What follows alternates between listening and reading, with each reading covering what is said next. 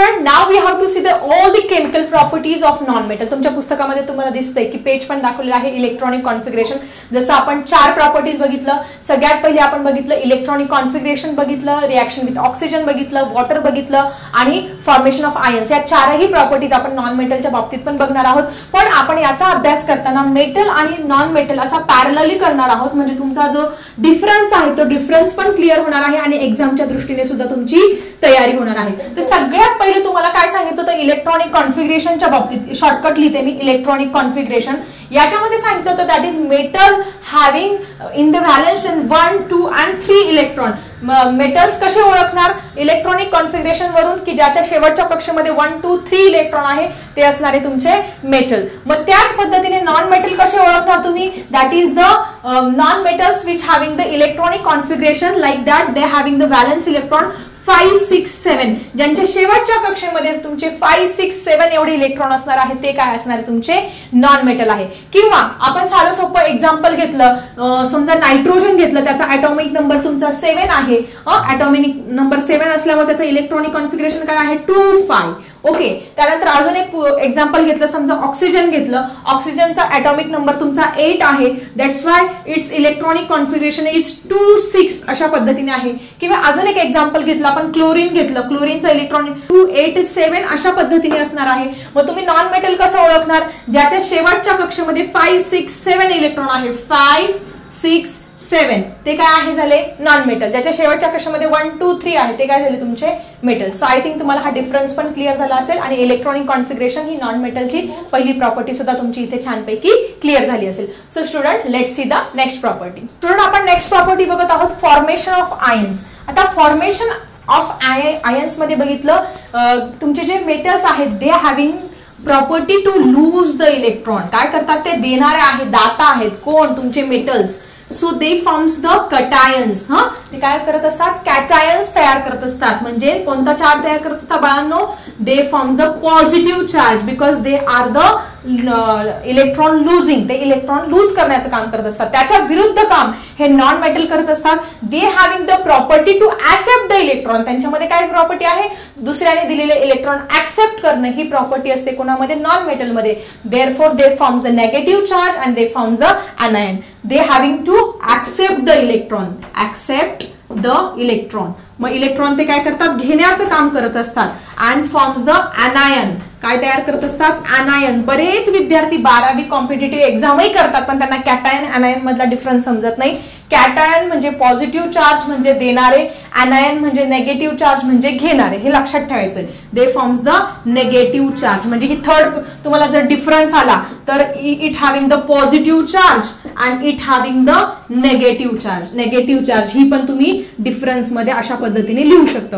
मग आता कशा पद्धतीने anions तयार करत असतात. साधं एक्झाम्पल घेतलं आपण क्लोरीन की ज्याचा ॲटॉमिक नंबर 17 आहे. 17 असल्यामुळे इलेक्ट्रॉनिक कॉन्फिगरेशन काय होणार आहे 2, 8, 7 होणार आहे. मग त्या क्लोरीनला काय करावं लागणार आहे एक इलेक्ट्रॉन कोणाकडून तरी घ्यावा लागणार आहे, उसना घ्यावा लागणार आहे.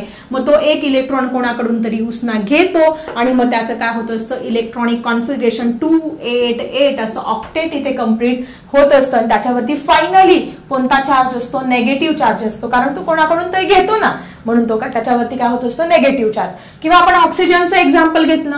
ऑक्सिजनचा ॲटॉमिक नंबर काय आहे तुमचा 8 आहे. सो 8 असल्यामुळे इलेक्ट्रॉनिक कॉन्फिगरेशन 2, 6 आहे.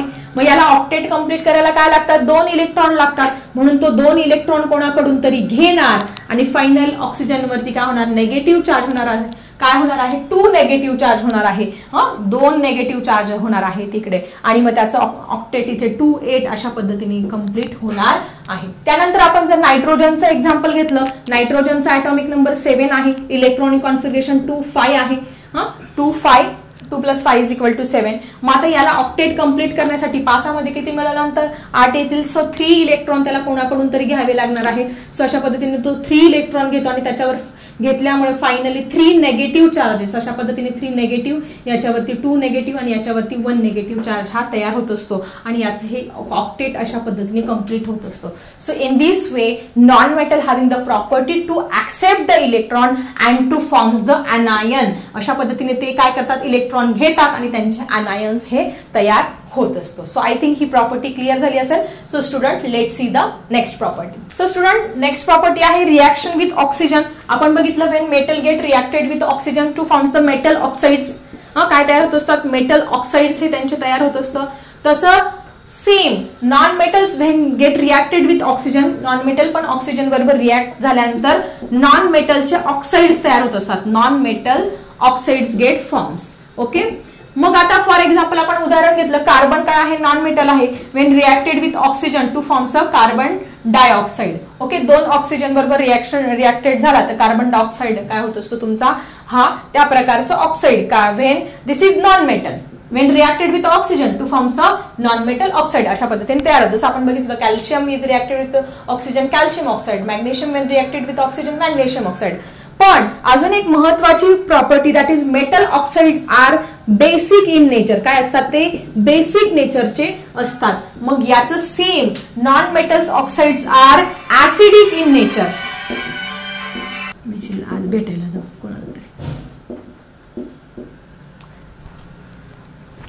So metal oxides are basic in nature and non-metals oxides are acidic in nature. हे लक्षात ठेवायचं आहे.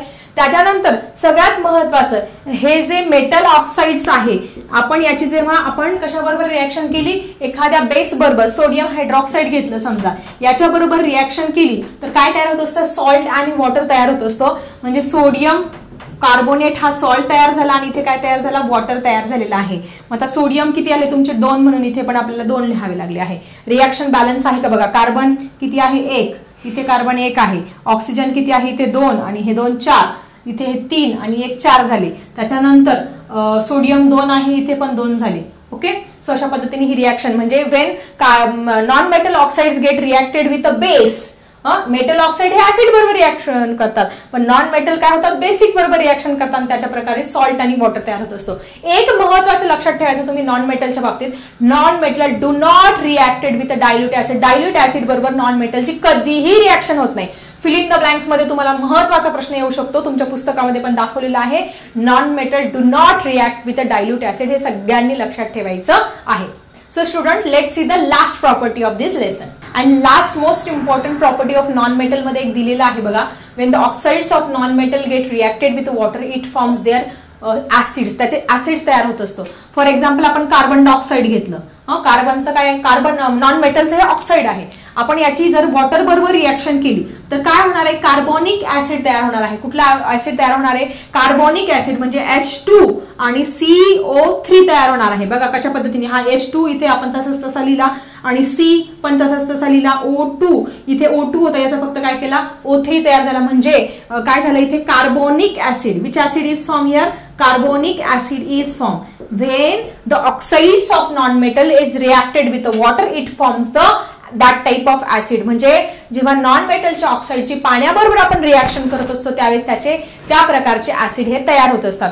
किंवा अजून एक एक्झाम्पल घेतलं, SO2 आहे, सल्फर डायऑक्साइड आहे. याची आपण ज्यावेळेस वॉटर बरोबर रिएक्शन करत असतो त्यावेळेस काय तयार होत असतं, आपलं H2SO3 तयार होत असतं. याला आपण काय म्हणणार, सल्फ्युरिक ऍसिड नाही म्हणणार आपण. याच्यामध्ये सल्फ्युरिक ऍसिड मध्ये SO4 असतो, याला म्हणणार आपण सल्फ्युरस ऍसिड. काय म्हणणार, सल्फ्युरस ऍसिड इथे तयार होत असतं when sulphur dioxide reacted with water. त्याचं आपण सल्फ्युरिक ऍसिड पण तयार करून बघूया. When SO3 sulphur trioxide is reacted with water, it forms the sulphuric acid. Sulphuric ऍसिडचा फॉर्म्युला सगळ्यांना माहिती आहे, H2SO4. So it forms the sulphuric acid. ह्या रिएक्शन पण सगळ्यांनी छानपैकी लक्षात ठेवायचं आहे. म्हणजे तुमच्या लक्षात आलं असेल की नॉन मेटलचे जे ऑक्साइड आहे त्याचे पाण्याबरोबर रिएक्शन झाल्यानंतर त्या प्रकारचे त्याचे ऍसिड हे तयार होत असतात. सो अशा पद्धतीने आपण ह्या केमिकल कंपोजिशन ऑफ मेटल आणि नॉन मेटल मध्ये electronic configuration, ions formation, then reaction with water and reaction with oxygen हे क्लिअर केलं आहे. त्याच्यामधला डिफरन्स सुद्धा आपण साइड बाय इथे क्लिअर केलेला आहे. सो आय थिंक ह्या ज्या कन्सेप्ट आहे तुमच्या अगदी बेसिक क्लिअर झाल्या असेल. याच्यावरती कुठलाही क्वेश्चन विचारला तर तुम्हाला नक्की एक्झाम मध्ये लिहिता येईल. सो आय थिंक तुम्हाला हा लेसनही क्लिअर झाला असेल, व्हिडिओही क्लिअर झाला असेल. आवडला असेल तर नक्की लाईक करा, तुमच्या फ्रेंड सोबत शेअर करा. चला भेटूया अशाच इंटरेस्टिंग टॉपिकसह नेक्स्ट व्हिडिओ मध्ये. आता मी थांबते. Bye everyone.